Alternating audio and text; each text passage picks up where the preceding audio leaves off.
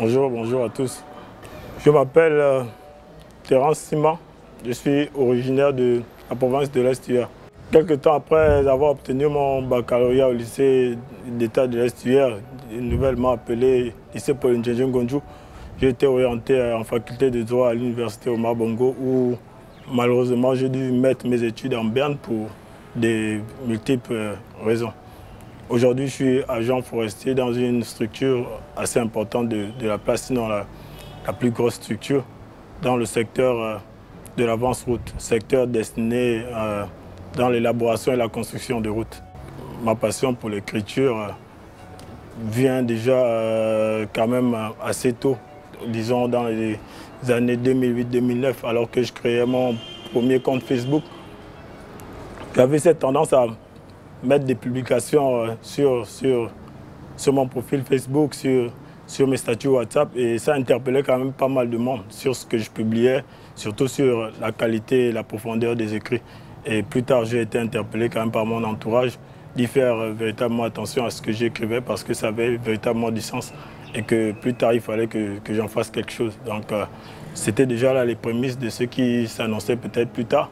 En 2020, lors de la fameuse Covid-19, où le monde a été véritablement perturbé par tout ce qu'on a connu, en l'occurrence le grand confinement total, où tout le monde était sommé de rester chez soi.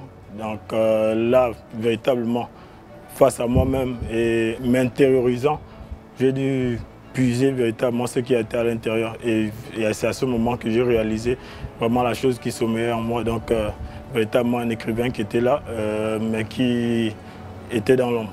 Donc c'était à partir de là que véritablement j'ai commencé à écrire mes premiers textes qui ont fini par faire un bon petit lot plus tard. Et après, il a fallu que je mette tout ça en musique pour aujourd'hui produire cette œuvre qui est sortie. En parlant du titre de l'œuvre, véritablement étrange non seulement pour moi-même, déjà je m'attendais à la question, mais pour l'ensemble des personnes qui véritablement rencontreront l'œuvre en question, parce que en vérité le titre de l'œuvre, Boklam, ce mot n'avait véritablement été entendu jusqu'alors que nulle part en fait. Et c'est lors d'un songe en fait qui avait été fait par une de mes grandes sœurs, une aînée en l'occurrence, Alain Prisca, que je salue si elle me suit, dans lequel il était question d'une dame. En fait, c'était une dame qui essayait tant bien que mal de se battre dans la vie, mais poursuivie par des forces de l'ombre qui venaient puiser à l'intérieur de la dame en fait. Leur objectif était véritablement de puiser l'énergie de la dame afin qu'elle ne se réalisât jamais. Et malgré tout ces événements négatifs qui tournaient autour d'elle, malgré toutes ces piques, malgré toutes ces persécutions, elle finissait par rebondir de plus belle et arriver à se réaliser. C'est-à-dire, pour ce qui est du commun des femmes, hein, c'est se marier, faire des enfants, avoir un foyer, et voilà, et s'établir socialement. Donc après, toutes ces personnes autour, c'est-à-dire ces forces de l'ombre-là, se sont posées la question, mais comment se fait-il que nous venons puisant normalement, venons puiser la source d'énergie, même sa source d'énergie qui est en temps normal, celle qui doit lui permettre de se réaliser. Comment se fait-il que la dame, malgré tout, arrive quand même à aller de l'avant? C'était une question qui à leur sens, n'avait véritablement pas une explication véritable. Et c'est ainsi qu'au milieu de ce conciliabule ténébreux, apparut un être de lumière, dans le jargon populaire, un ange. Et tout tremblant, ils se sont demandé qu'est-ce que cet être venait là à faire là. Et l'être de lumière en question leur expliqua tout simplement que, en fait, quel que soit ce que vous ferez à cette dame, quelle que soit l'énergie que vous allez puiser en elle, elle va finir toujours par avancer, se réaliser et faire ce qu'elle a à faire dans la vie, parce qu'en réalité, c'est un Boklam. Et à partir de là, le songe s'est coupé. Et voilà, se réveillant, elle nous a partagé le rêve. L'explication du mot a jailli tout de suite comme ça, venant de nulle part. Donc, Boklam, source d'énergie intarissable et renouvelable sans cesse. Vous me demanderez peut-être pourquoi j'ai choisi ce titre. En vérité, j'avais déjà écrit tous les textes concernant l'œuvre en question, sauf que je me suis rendu compte à la fin que tous mes textes avaient des titres et tout était fait. Mais j'oubliais l'essentiel, c'est qu'il fallait un titre général pour porter complètement l'œuvre. Et à partir de là, je réfléchissais, je savais véritablement par quel titre il fallait donner à l'œuvre. C'est ainsi que sur le coup, le songe de ma sœur me revint aussitôt. Et voilà, j'ai entendu Boclam, Boclam, Boclam.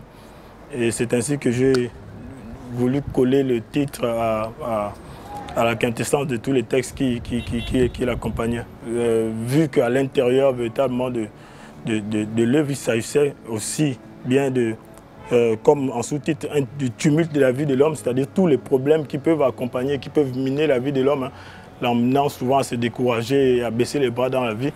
Mais à côté de ce tumulte-là, il y a véritablement aussi cette source d'énergie. Donc ce Boclam-là, qui sont des textes véritablement de foi et d'espoir, et qui peuvent emmener plus d'un à pouvoir se relever malgré les coups durs de la vie.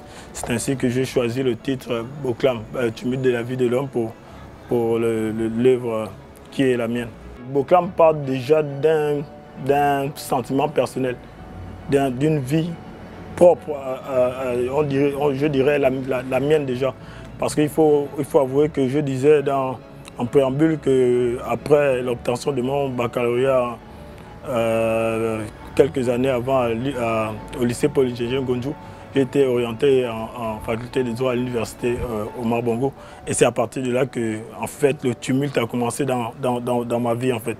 C'est comme si le ciel me tombait dessus et tous les événements les plus fâcheux sont venus comme s'agripper à mon existence. Et ça m'a amené à vivre des événements vraiment douloureux, assez marquants, qui m'ont amené pratiquement à frôler la mort à 2 reprises.